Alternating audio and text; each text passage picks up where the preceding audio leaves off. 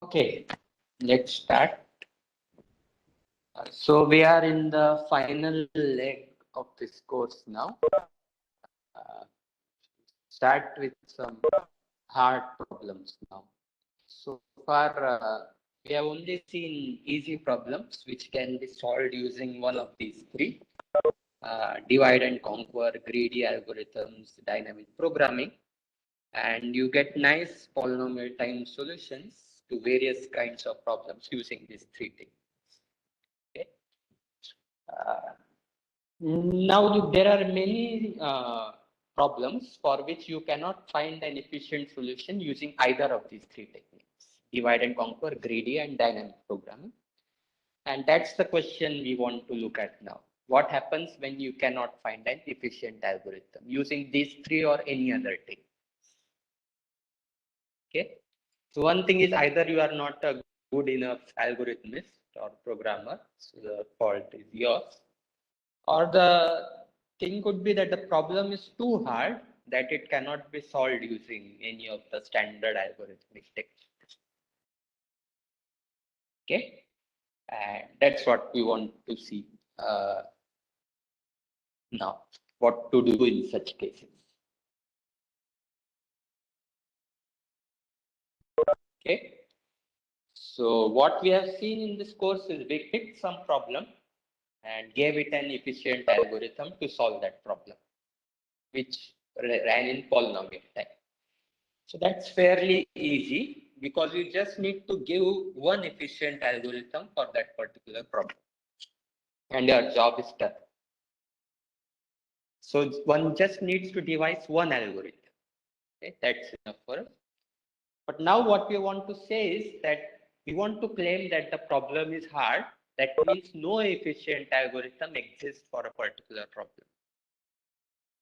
Okay, because there could be thousands or millions of approaches to solve a particular problem, but we want to show that none of them is efficient in the sense that no algorithm runs in polynomial time. Okay, so we want to argue about these thousands and millions of approaches, and we want to show that none of them is efficient. Okay, because and this has some practical significance as well, because it's not just enough you give some n square time algorithm and you are done. Okay. You also need to show that your running time is optimal. Can I show that if there is an n square time algorithm, why can't there be an n log, or why can't there be a linear time algorithm? Okay. So we want to close the debate regarding a particular problem And that's what we will see, how to prove this kind of statements, proving that no efficient algorithm exists for a particular problem. Okay. And so that's what we will see now, how we can prove the non-existence of something. Okay. So we'll discuss these kinds of problems, which are known as NP-complete problems, which will give us a way to approach such questions.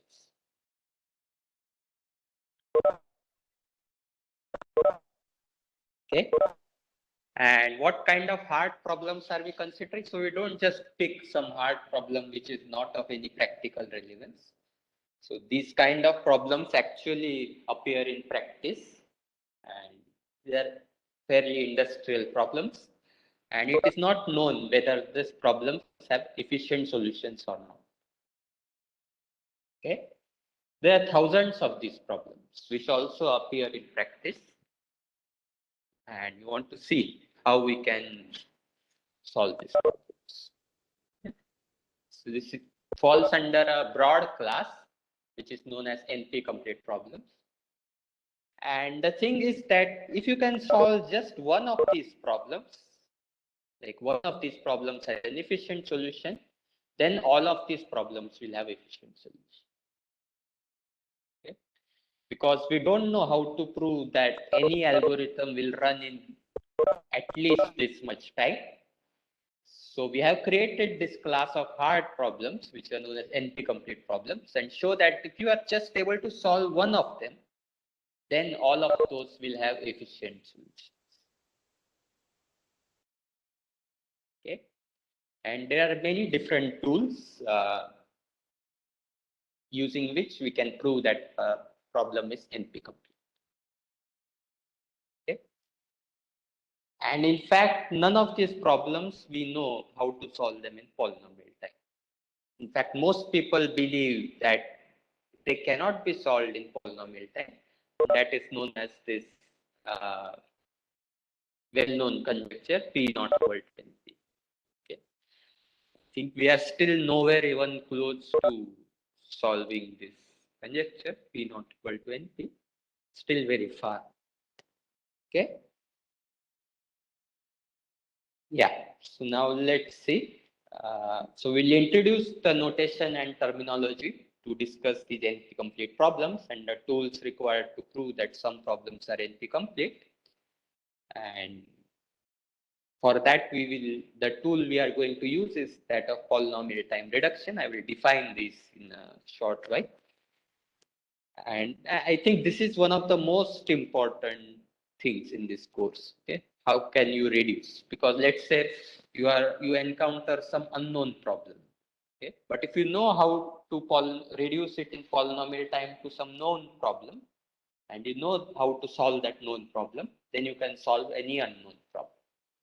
So this is one of the most important skills, and it requires some practice. Because we'll see some examples in the class. And so just one point is that proving that a problem is NP-complete doesn't mean that the problem is hard. Okay? It is just believed to be hard or likely to be hard. Okay? Because if you can solve that one problem, a lot of other problems get solved, which are believed to be hard. So it's just a kind of evidence that the problem is hard. But we are not going to formally prove that this particular problem is hard to solve in polynomial time. Okay? Nobody knows that. It's still a big open question, how to prove the hardness of problems. Okay?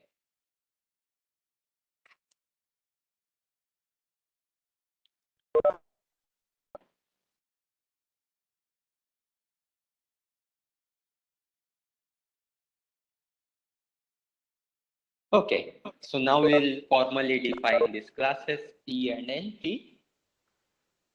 And so how we measure the running time? We consider the input size of problems. So far we have been a little lax in defining the input size, but now we are going to do it more formally. We are going to consider two different kinds of problems, which are optimization and decision problems. So what are optimization problems? You want to minimize or maximize some quantity. So minimum spanning tree or your shortest paths, these are all examples of optimization problems.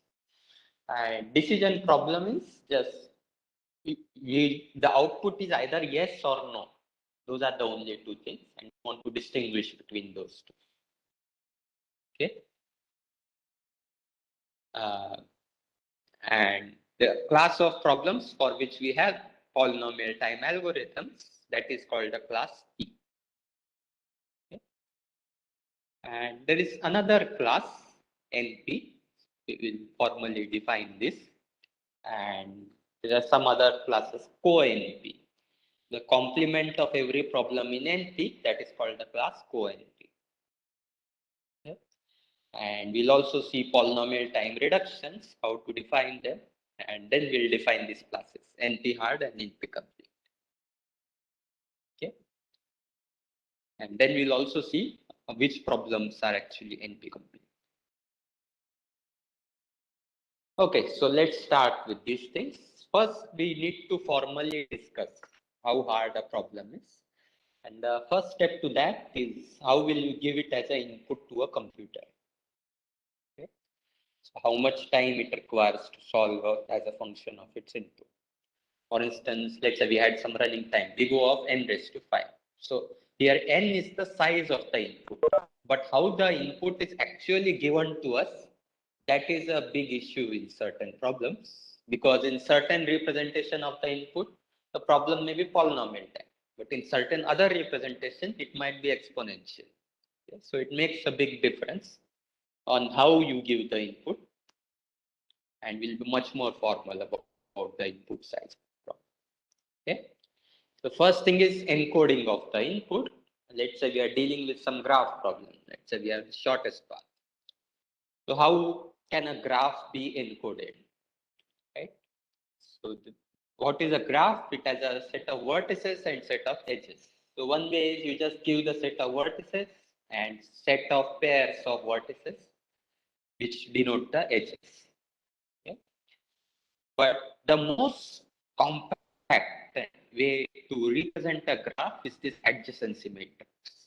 So let's say you have a graph on n vertices. So this will be an n cross n adjacency matrix. Okay. So it's an n cross n matrix. The rows are labeled by vertices, columns are labeled by vertices, and the ijth entry is 1 if there is an edge from I to j, and 0 if there is no such edge. So it's fairly standard and well known what an adjacency matrix is. And suppose this graph has n vertices. Okay.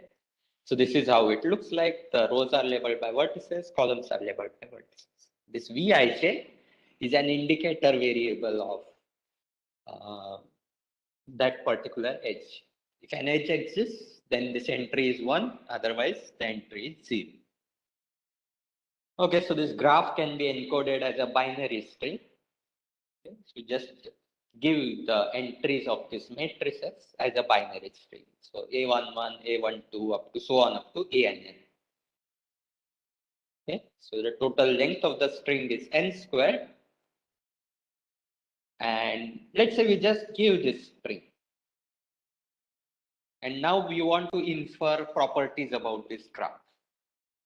So the first thing is you can count this number of bits and take their square root. And using that, you can determine the number of vertices. So how can you decide what edges are there? You look at just which of these bits are 1, and those edges will be there. Let's say A to n is 1. That means there is an edge from 2 to n. If A12 is 0, that means there is no edge from 1 to 2, and so on. And in general, any input to any problem, you can encode it as binary strings. So it's a 0-1 string, and almost any problem, you can encode it as binary strings.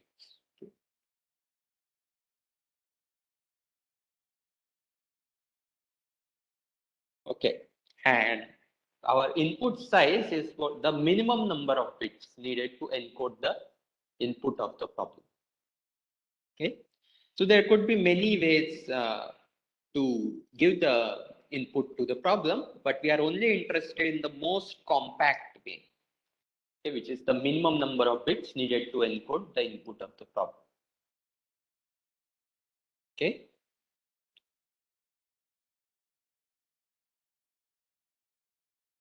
Let's see one simple example, which is the sorting problem. You already seen it many times. You have given n numbers a1, a2 up to an. You want to find an ordering, okay, which is ai1 is less than equal to ai2 is less than equal to ai3. So it's an ascending order of these numbers. So first thing is, how will you give the input here? You are given n numbers a1, a2, an. Okay. And the usual way is you represent these numbers in binary, and those binary strings will be given as input. So let bi be the binary coding of ai, and we'll look at the maximum number of bits involved in the binary representation of these numbers. Let's call that m. There are totally n many numbers, so the input size is mn.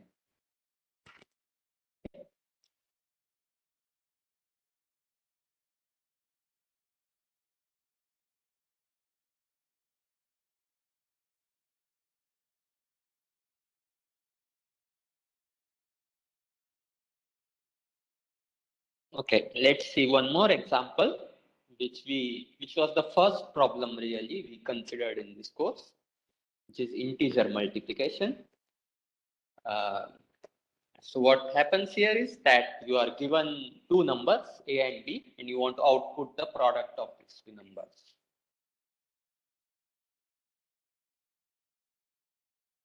So what's the input here? You are given these two numbers in binary.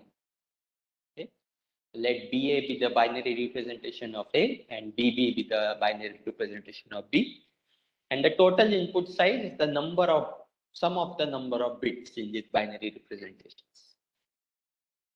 Okay. Or you can take the maximum number of bits involved in this binary representation. The input size is at most twice the maximum, because we are just adding these two numbers. Okay. So I believe that all of you are comfortable in this. What is the most optimal way to represent a particular input? Okay. So let's look at some other classes. First is we are interested in decision problems, uh, which is just the problems have just two answers, either yes or no, no other things. And other is optimization problems. Okay, the problems where certain configurations need to be optimized, minimization or maximization. So examples are minimum spanning tree or shortest path or whatever. So let's see, and we are going to say that any optimization problem, you can convert it into a decision problem. Okay? Because in optimization problem, when you are minimizing or maximize something, the possible outputs could be very large. There could be any random integer or real number. Okay. But now we are going to reduce it to a setting where there are just two possible answers, okay? Yes or no. So for instance, here is the minimum spanning tree problem. We are given an edge-weighted graph and we want to find a tree that spans all the vertices. The weight of the tree is minimum. Okay? Now this is an optimization version. We want to minimize the total weight of the tree. Now how are you going to reduce it to a decision problem? Again, we have an edge-weighted graph and a positive number k. We want to find a tree that spans all the vertices. And instead of saying that the weight of the tree is minimum, we will just decide whether the weight of the tree is at most k or not. Right? If you are going to solve this decision problems, it will automatically give you an optimization solution to the optimization problem. So how will you find the minimum weight of the tree? You just look at the smallest k such that the weight of the tree is at most k. Okay. And let's say it is at most k, the answer is yes. But at most k minus 1, the answer is no. Then from these two values, we will know that the minimum weight of the tree is k. Right? So any optimization problem, in general, you can reduce it to decision problem. And the idea is whenever you want to minimize or maximize something, you just replace it by whether the weight is at most k or. Okay? So for almost all optimization problems, there exists a corresponding decision problem. Okay. So here is another example, which is you are given n cities. So it's a graph whose vertices I call as cities. And you are given the distance between each pair of cities. So you are given these 4 cities here, A1, A2, A3, A4, and there are these weights. You can think of it as kilometers, distance in kilometers. So distance between A1 and A2 is 1, this is 2, this is 2, 5, 3, and 4. Okay. And we want to find a tour that visits every city exactly once. Okay. So we want to visit every city, but exactly once. And the total distance visited should be as minimum as possible. So how does this work? Okay. For instance, consider the red edges here.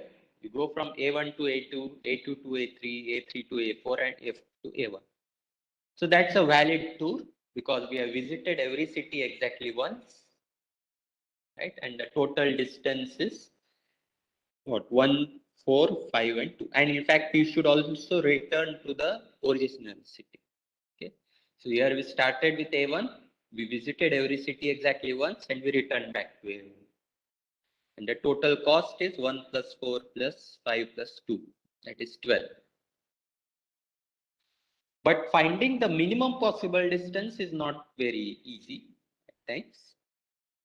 For instance, there is another tour. Go from A1 to A4, A4 to A2, A2 to A3, and A3 back to A1. So in this case, the total distance is 2 plus 2 plus 4 plus 3. So the total distance is just 11. And in fact, a little bit of thought gives us that this is the minimum possible. So again, how are you going to reduce this to some decision problem? Whenever you want to minimize the distance, we will say that instead of minimum distance, we will take some positive real number k and ask the question whether the cost of c is at most k. Using that, you can find the minimum possible distance.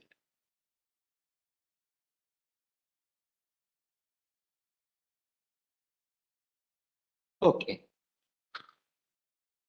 So now how to compare between this decision versus optimization, right? So let's say I have a procedure to solve the optimization problem because then let's say I know what is the minimum distance. Then solving the corresponding decision version is usually trivial. Right? Let's say I tell you the minimum distance is k. Then if you want to decide whether the distance is at most some L or not, you check whether L is larger than K. If L is larger than K, then obviously the output is yes. Otherwise, the output is no. Okay?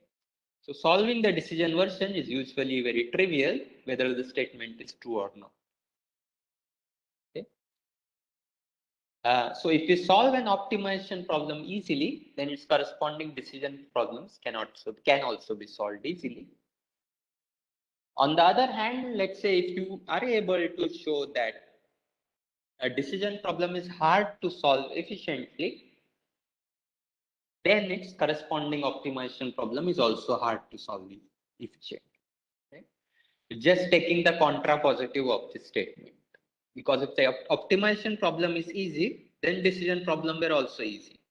But we know that decision problem is hard, so its corresponding optimization problem is also hard to solve.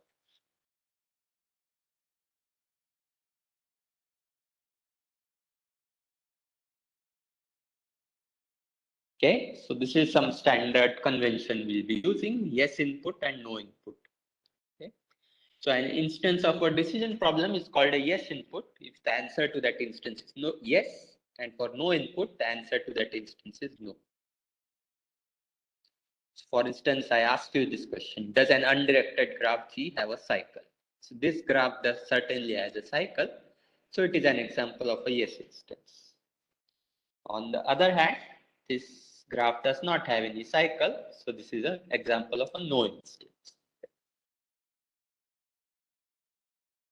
So it is fairly easy in this case with how to distinguish between yes and no inputs. Here is one more problem. You are given three numbers A, B, and C. Does A plus B equal to C? Okay. So what are yes instances? 2, 5, 7. 2 plus 5 equal to 7. 10 plus 15 equal to 25. These are no instances. 7 plus 9 is not equal to 20. 8 plus 12 is not equal to 50. Okay, so the next thing we want to see is complementary problems. Okay, sometimes you are not able to solve a problem easily, but the complementary problem is easy. So let L be a decision problem. The complementary problem L bar is the decision problem, such that yes answer of L bar are exactly the no answers of L. So you just switch the answers. For instance, here is one example, which is composite. Okay, is a given positive integer composite or not?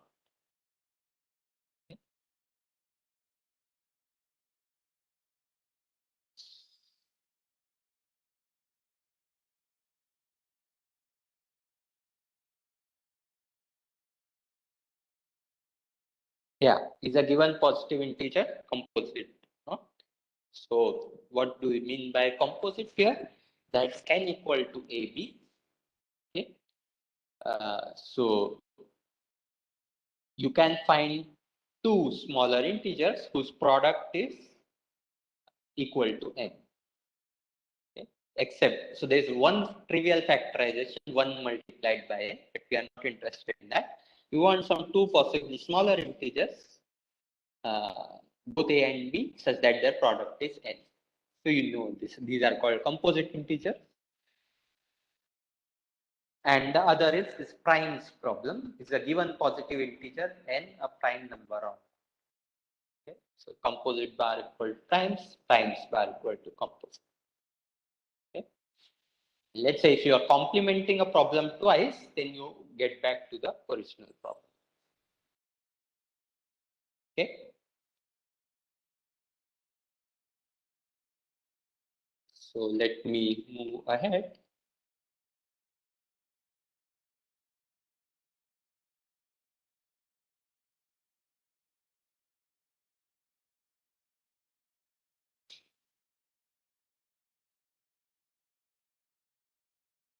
I will just change the PDF.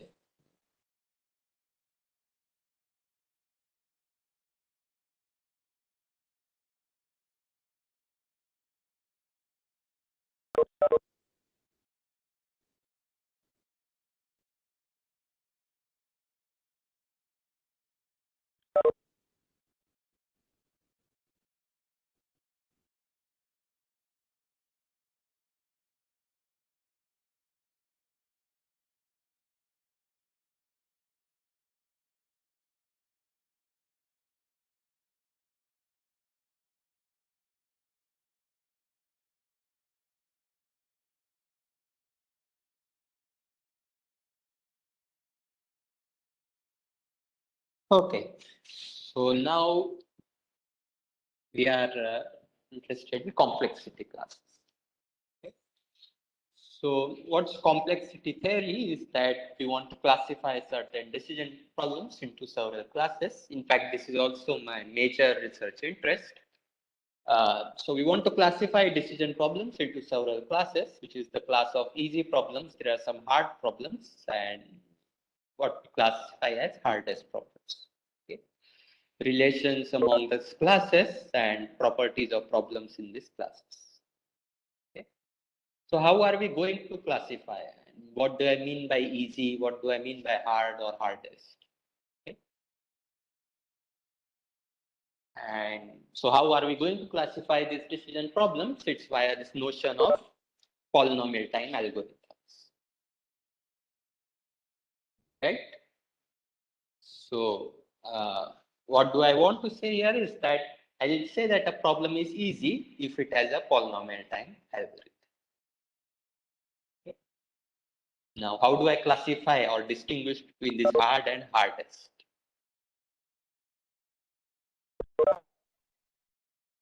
So let's formally define polynomial time algorithms. An algorithm is polynomial time if it runs in time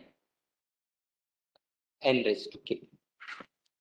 Okay, where k is some constant independent of n and n is the input size of the problem. For instance, matrix multiplication, which took n cube time, or there was even better than this. So one thing is that whether one uses n or n raised to a for any fixed a, it will not affect the conclusion of whether an algorithm is polynomial time or not. Okay, because whatever is polynomial in n, it will also be polynomial in n raised to a. Whatever is polynomial in n raised to a, it will again be polynomial in n. Right? For instance, we have this. Let's say something is polynomial in n raised to a. So it's n raised to ak, which is again polynomial in n. Okay. So as long as there is a polynomial difference between these inputs, it really doesn't matter, provided that we are not interested in the degree of the polynomial. Okay. Usually, any polynomial is good for us in theory, but such differences do matter in practice. Okay. So examples are this minimum spanning tree, n plus m log n, DFS takes n plus m. Okay. So how you represent as a graph? Either you could give the set of all vertices and set of edges, or you could give the adjacency matrix. But all these representations are polynomially related. Finally, your whatever input you choose, your algorithm is going to run in polynomial time in the input size, right? So these differences won't matter much, at least in a theoretical sense. And what we are interested in now is these non-polynomial time algorithms. Say that an algorithm is non-polynomial time. Its running time it cannot be expressed as n raised to k for any fixed k. Okay. So let's consider this primes problem. We want to decide whether a positive integer I is prime or not. Okay. So here is a standard algorithm. We check for all integers from 2 to I minus 1. Check whether this I divides I or not. Okay. And in general, so you want to make so there are these I integers, and for each of these times, the division step takes log I whole square. Okay, because you can represent this input in log I bits, and it just takes this much time. Now, is this running time polynomial? Okay. So again, you need to be careful here because how you are given the positive integer I, that matters a lot. Okay. So the standard way is we are given the binary representation of I, express I in on base 2. Okay. So in that case, the input size is just log I. Okay. That will call as n. And if you have this particular algorithm, I times log I whole squared, then the running time in terms of n will be, so our input size is just log I. Okay, so just 2 raised to n times n squared. Okay, so in this input size is certainly exponential. But let's say if you are given this positive integer in unary terms, okay, let's say it's just a sequence of I many ones, then this I log I whole square will certainly be polynomial in I. Right? So how you give the input, that matters a lot. Okay? So why we are choosing this input? Because this is the most compact way to represent I. Okay? There are this log I many bits, and you just give that log I many bits as your input.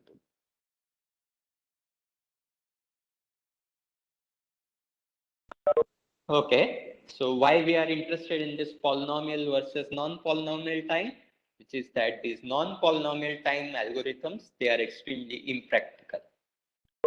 Okay, suppose we have this running time of an algorithm is 2 to the power n.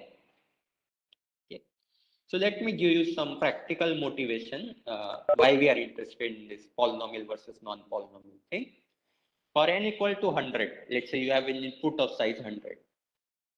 Okay, and let's say that the fastest computer performs 10 raised to 12 operations per second. So what is the total time taken by the computer is because the running time is 2 raised to n. So an input of size 100, 2 raised to 100 divided by 10 raised to 12. That is roughly these many seconds. It will take 4 into 10 raised to 10 years, okay, which is much more than all our lifetimes added. Yeah. So that is why these exponential time algorithms, we generally discard them because they are just going to run on and you'll never get any. Okay. In contrast, the polynomial time algorithms are practical. Let's say this running time was just n squared, then it won't take even a second to solve this problem. It will just take some 1/3 of a second. Right? So that is where this polynomial time significantly beats these exponential time algorithms. And that is why when you started, we gave some exponential time brute force algorithm, and then slowly using these techniques, we brought it down to polynomial time. Yeah. But even polynomial time, the degree of this polynomial matters a lot. Okay? If k is large, then the algorithm is not really practical. Right? Let's say you have an n raised to 58 time algorithm. In this case, it will be 100 raised to 50, which will still take a lot of time. So 100 raised to 50 divided by 10 raised to 12. Okay, some 10 raised to 88. So that is still bad. And so if k is large, then the algorithm is not really practical. So that is why in this course, we are mostly seeing n squared or n cubed time algorithms. Okay. So what are polynomial time solvable problems? Okay. Problem is solvable in polynomial time. There exists an algorithm that solves the problem in polynomial time. And these are also called tractable problems. Integer multiplication, matrix multiplication, and so on. All the algorithms we saw in this course were all tractable problems. Okay, finally we are ready to define the class P. It is the class of all decision problems which are solvable in polynomial time. Okay. And how we are going to prove that a decision problem is not in P? So one needs to prove that no polynomial time algorithm exists for that problem. Okay. So I hope this definition is clear. Whichever problems you can solve in polynomial time, those are in class P. Okay. So now we'll move on to another definition, which is this notion of certificates. Okay. So any decision problem, you are giving a yes or no answer to it, and it basically asks this question: is there an object which satisfies certain conditions? So a certificate is a specific object corresponding to a yes input such that it can be used to show the validity of that yes. So it's only concerned with yes inputs. Okay, so it's corresponding to a yes input can show the validity of that yes. And by definition, we don't care about no inputs. Okay, so a no input does not need a certificate. Only the yes inputs they will need a certificate. Okay, and when you want to verify this certificate, we are given this yes input and corresponding certificate. By making use of the certificate, we can indeed verify that the input is actually yes input. Okay? So it's like, let's say there are two people, A and B. B says, I have a solution. Okay? And it just gives some certificate for this. Okay? Says that the input is yes, but he needs to give a proof, some kind of certificate. And A will then verify the certificate. Yes, the certificate is fine, and the input is actually yes. Okay. So in a way, B is not disclosing his algorithm to A, but he is able to convince A that he indeed has the solution to this, and just give a corresponding certificate. Okay. So this is quite used a lot in cryptography or security. So your bank passwords, right? Uh, so you want to convince the bank that you have this password, but you don't want to tell them the exact password. Okay, so just give a certificate. That's enough for them to verify whether you have it or not. Okay. So the class NP is the class of all decision problems that can be verified in polynomial time.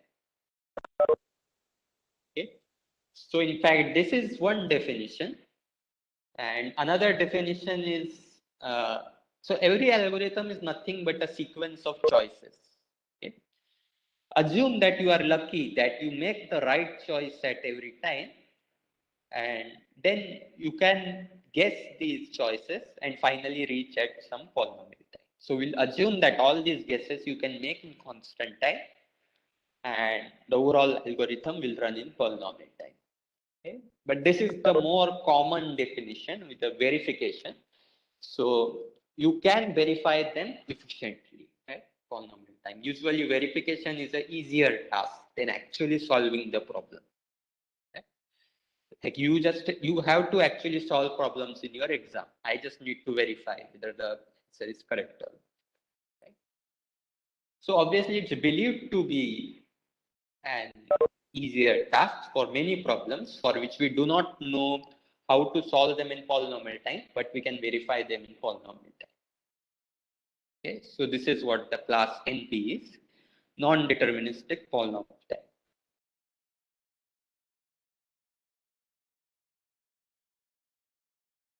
So an example is this Hamiltonian cycle problem, which is you are given an input graph G and you want to find a cycle that contains each vertex exactly once. Okay.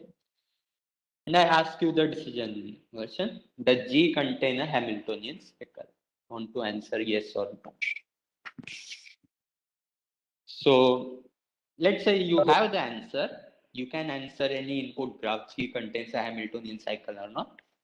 How are you going to convince me that yes, this graph G contains a Hamiltonian cycle? Right? Just output the Hamiltonian cycle. Here it is A, B, C, D, E, and back to A. Okay? So you give me this certificate and I can easily verify these things. Okay. So there is a trivial certificate, of course, but there are more complicated situations where you don't want to tell me what the Hamiltonian cycle is, but you want to give me some certificate. Okay. We'll look at those things later.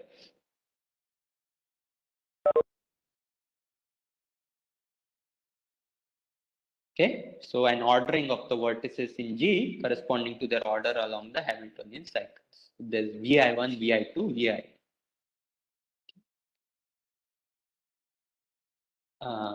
So for instance, here it will be A, B, C, D, E.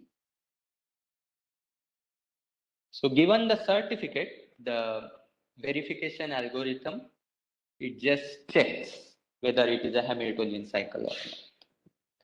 Let's say I give you these things. How will you check that this forms an Hamiltonian cycle? Is that you check whether there is an edge between adjacent pair of vertices, and finally there should be an edge from VIN to VI1.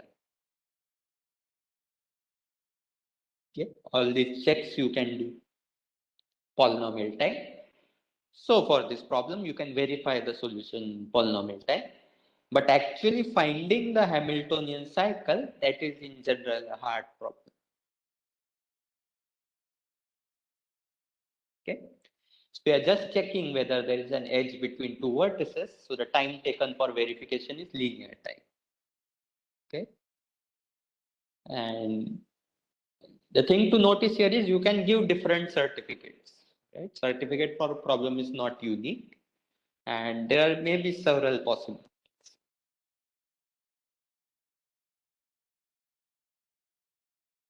Okay. Uh, so let's look at some. So I have been talking for so long. So now let's just see how you can find these certificates. Okay.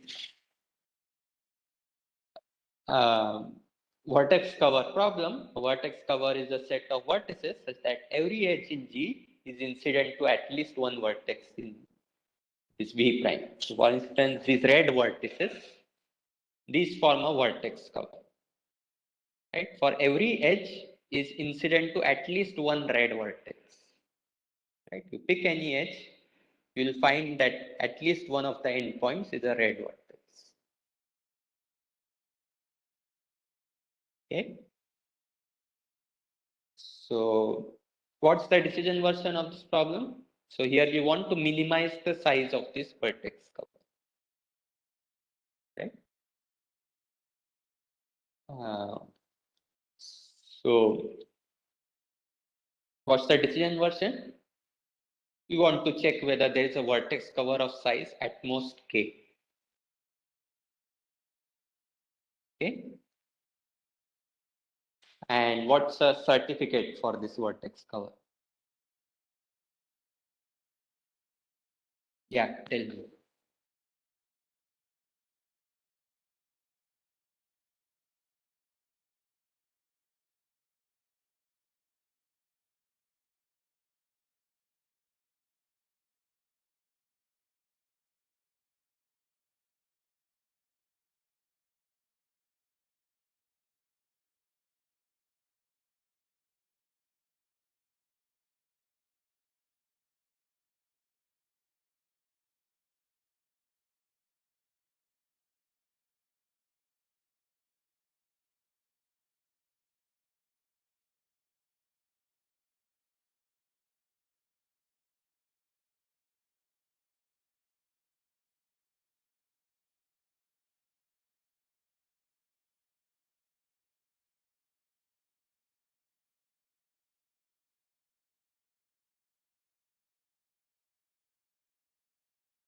What is the property of a vertex cover? Yeah. So vertex cover is a set of vertices such that any edge you pick in this graph, it is incident with at least one vertex in this vertex cover.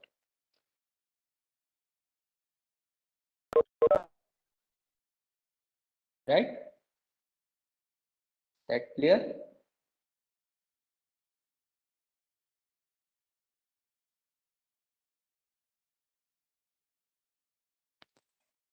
So it's exactly this definition.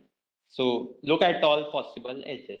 This edge, it is incident with this red vertex. This edge, it is incident with this red vertex. Okay? This edge, this edge, this edge. So all the red vertices here is a vertex cover.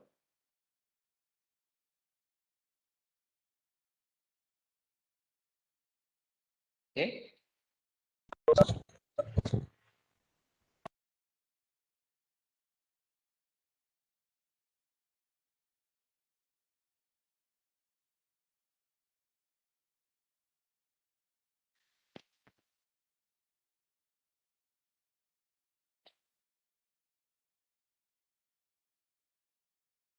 But I'm not asking you to find a vertex cover.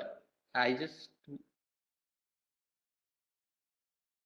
uh, I just want you to give me a proof that there is a vertex cover of size at most. Okay. So a standard certificate will be, you just tell me what vertices are there in that vertex cover, and I will just check whether the size of that vertex cover is at most k, and whether all edges are incident with at least one vertex in this vertex cover. Okay. So you can easily do that in polynomial time, and yeah, verification thing is quite easy.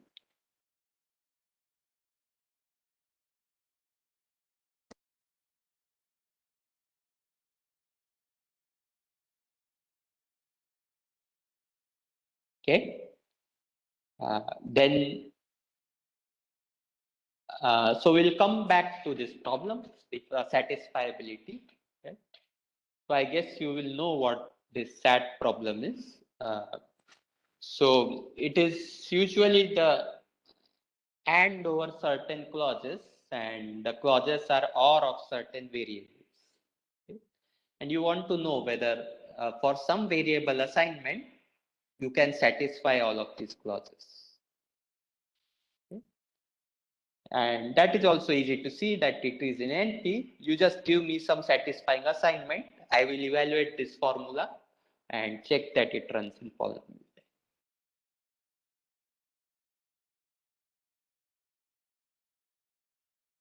Okay. So let me just change the slide again.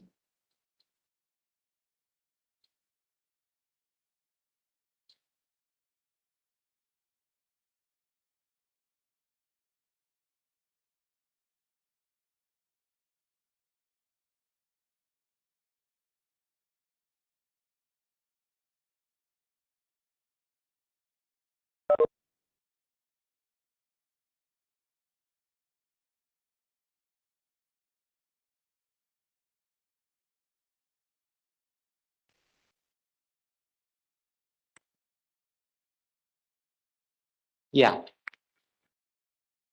So now we are finally ready to start polynomial time reductions, uh, which will show to prove that the problem is hard or not. So what is a reduction? Let A and B be two decision problems, and in reduction we are going to find a transformation from A to B. So these are some two decision problems, so that there will be algorithm, let's say algo A for solving A, and another algorithm algo B for solving B. And the algorithm to B can be a part of the algorithm to A. Okay. So we want to reduce A inputs to B inputs, then apply algorithm B, and that will be essentially your algorithm to A.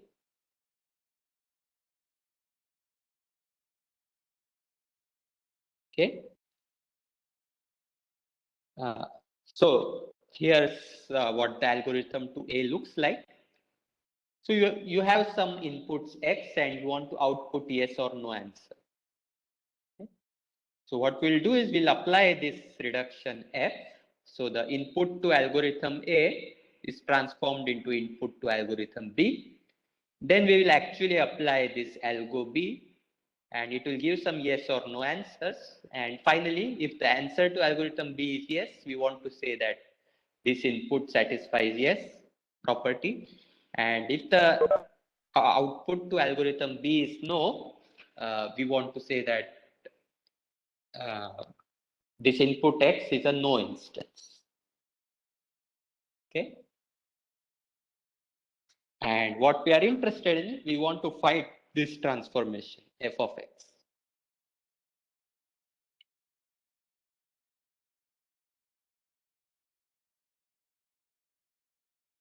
Okay, so a polynomial time reduction from A to B is a transformation f such that f transforms x of A into an instance fx of B. Okay, So what we want to say is that X is an yes instance if and only if Fx is an yes instance. Yeah. So yes instance of problem A will be transformed into a yes instance of problem B, and no instance of problem A will be transformed to a no instance of problem B. Okay. So there could be many such functions X which transform input of A to input of B, but we want this property to be satisfied.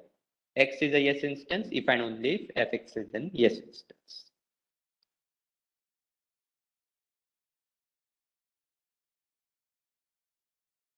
And of course, we want polynomial time reduction. So this Fx is computable in polynomial time. Okay. Then we say that A is polynomial time reducible to B, and this is the general notation we use.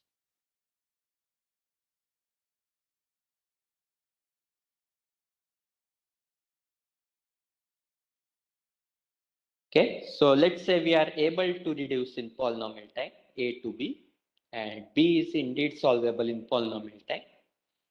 Then A is also solvable in polynomial time. Again, the same thing. You can apply this polynomial time reduction. So this application of F takes polynomial time. And then we use run algorithm for B on this problem. It will give some yes or no answer in polynomial time. And based on that, you'll know whether X is a yes or no instance in polynomial time. Okay. So let's formally prove this.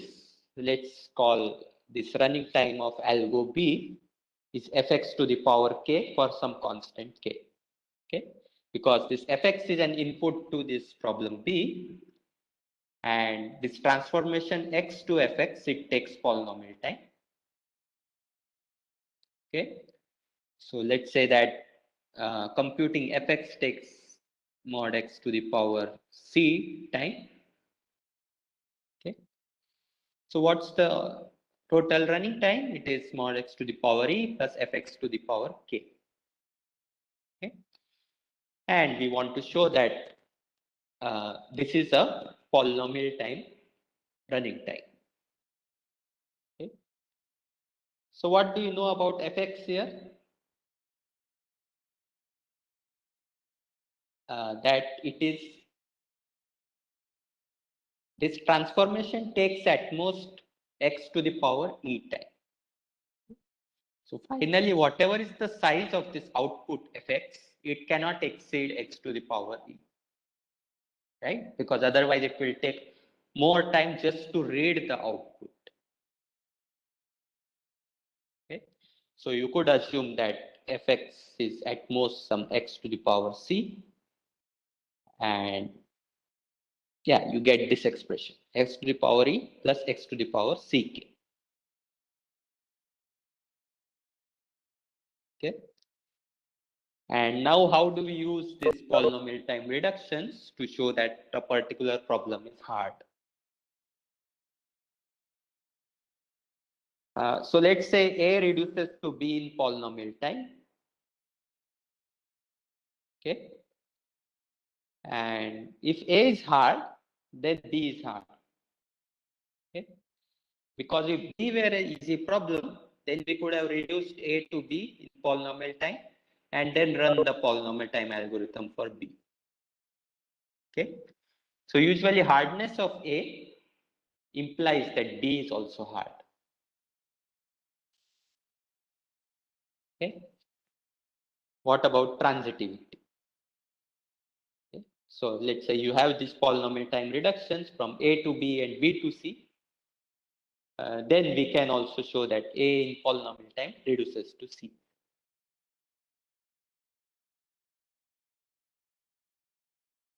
Right? So why is this true? Because there is some reduction. Let's say we are given some input to X. Then we can find the input to B in some polynomial times the size of X. And there is another reduction from B to C that will again take polynomial time, which will reduce inputs of B to inputs of C. And we combine these two, and then you will get a reduction from inputs of A to inputs of C. Okay.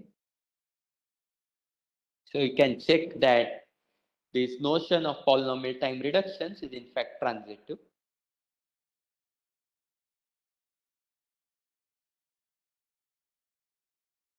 Okay. So now let's see how to reduce problems. Okay.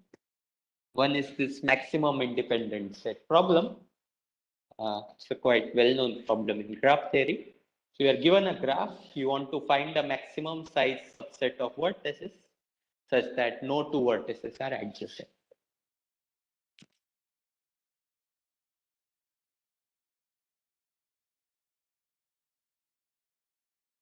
Right? So for instance, 3, 4, 5, these green vertices, it forms an independent set. These red vertices, so what are we having here? That none of these vertices are adjacent to each other. Okay. Another example is this vertices 1, 4, 5, and 6. This is again an independent set.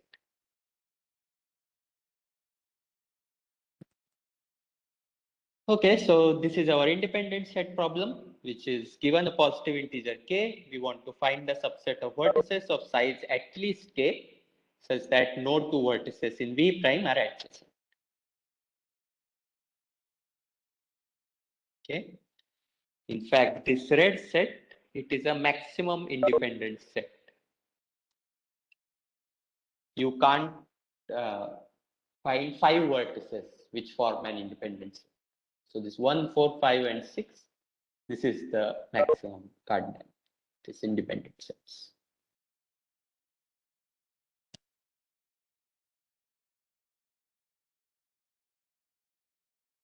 Okay. So this is one problem, and as usual, we have this vertex cover problem.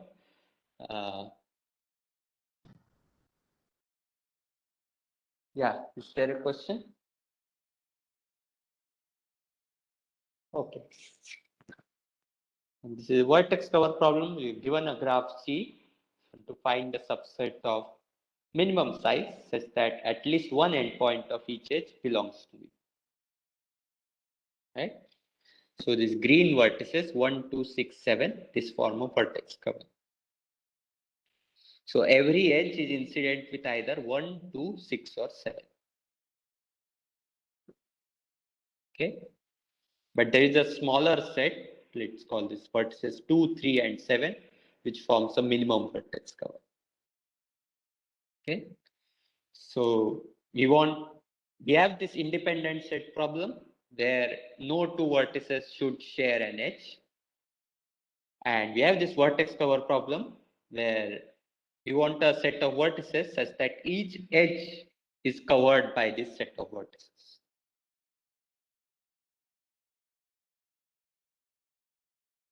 Okay.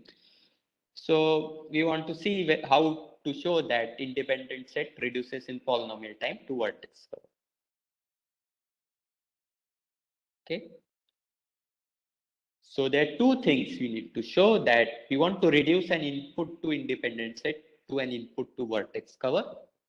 And we also want to show that X is a yes instance if and only if Fx is an yes instance.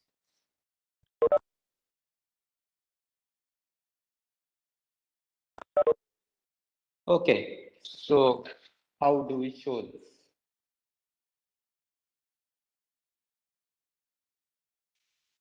Any ideas? How will you give a polynomial time reduction from independent set to vertex cover?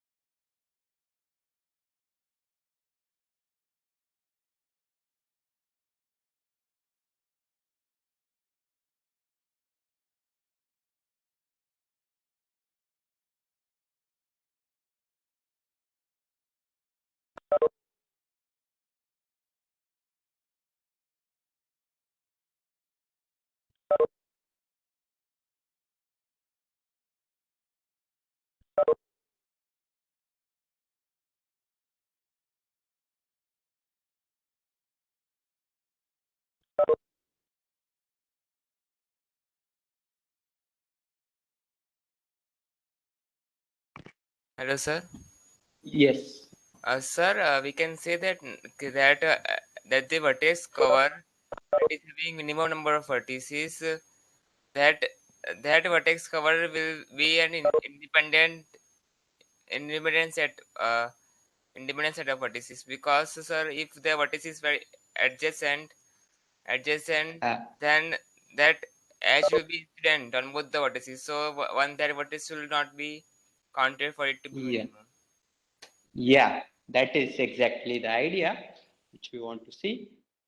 So we want to show these three things, x to fx and x is a yes instance if and only if fx is a yes instance and fx is computed in polynomial time. So if we had this graph as input to the independent set problem, we take the same instance graph as an instance of vertex cover problem. Okay. So there's nothing we are doing. This is a polynomial time reduction. We are just inputting the same graph to this vertex cover problem. Okay. So exactly as he said, let G be a graph. Now S is an independent set if and only if the V minus S is a vertex cover. Okay. So whatever set of vertices are there, you just pick their complement set. Okay. Let's say you had this blue uh, or this yellow vertices was your independent set. Then whatever vertices are not there, 3, 2 and 7, that will form a vertex cover.